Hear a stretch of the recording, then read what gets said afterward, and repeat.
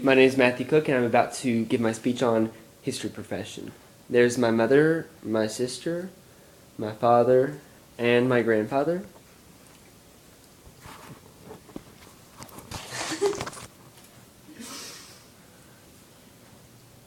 History class. I'm sure that these words have negative connotations for many of the people in the room. For a few of us, these words could have been equivalent to nap time. Why would someone love the subject of history? And even more importantly, why would someone love it enough to make teaching history their profession? Those who decide to make teaching post-secondary history their profession are able to use their position to show students how God has worked throughout history to bring about His redemptive plan. Throughout high school, I have learned from a distinctively Christian worldview. Because of this, I have seen quite clearly how God has orchestrated the rise and fall of nations to bring about His plans. After 4 years of this education, I have discovered why it is important not only to know history, but also to share your knowledge with others.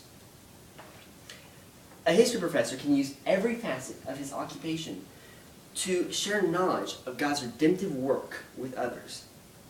As I lead you through this time, I would like to inform you about the education process necessary to become a history professor, the responsibilities of someone in this job field, and the ways in which one can use their position to effectively tell others about God's redemptive works throughout history. I invite you to look at with me about the education process that one must go through in order to become a history professor. History professors must obtain a solid education before ever teaching somebody about history. According to an article entitled, "What are the education requirements to be a history professor?" from degreedirectory.org, a person who aims to teach history full-time at the university level will probably need to obtain a doctorate in history. Now, obtaining a doctorate is a very long and arduous process. According to his book, Speech Communications, Donald H. Alvin Jr. says, "Doctorate programs take an average of 6 years of full-time study beyond the bachelor's degree, including time spent completing a master's degree and a dissertation." So it's obvious that those who want to become a professor must spend long hours studying in their field. However, the education process does not stop once you become a PhD. Those interested in becoming a history professor, according to the article, "How Do I Become a History Professor?", must gain experience at their school by either serving as an assistant professor or an associate professor for a period of time. Before becoming a professor, they are evaluated by their school to see if they're ready to take on the job. They're evaluated based on a number of factors, including the research work that they have accomplished and the student involvement in their class.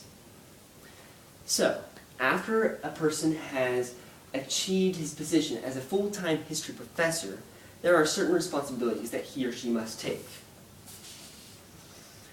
First of all, history professors must teach history to their students. Of course, this goes without saying. But they must not only teach history, but they must inspire their students to love history.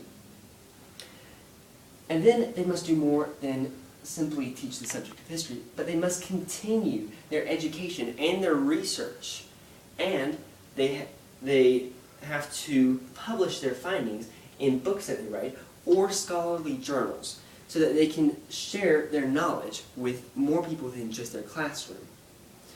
Now that I've let you know a little bit about the responsibilities of a history professor, let's examine how one can use their job as a history professor to bring about something that God values. History professors can share knowledge about God and His redemptive plan as they teach. There are 2 ways in which they could do this, either in a Christian college or a secular university. First of all, they could teach in a history college.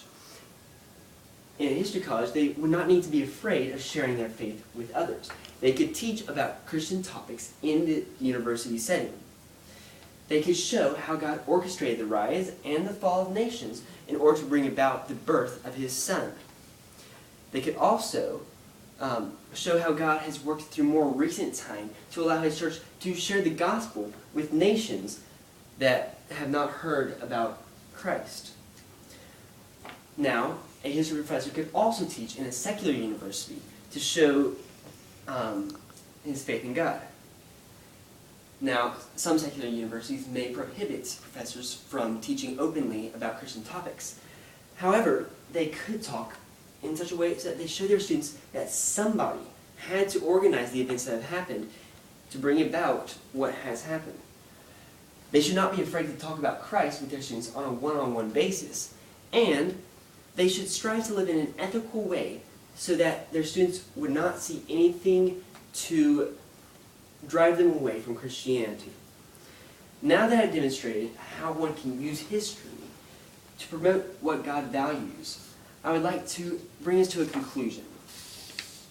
The occupation of teaching post-secondary history is a difficult but rewarding job. A history professor must spend many long hours in education learning about his job field, and he must gain experience by teaching as an associate professor. Even after he has accomplished his profession, he has to spend time researching the topic. Now, obviously, the job of teaching history is not as bad as I made it out to be at the beginning of the speech. The job not only allows one to teach the subject of history to others, but also to teach about God's redemptive work throughout history. Thank you.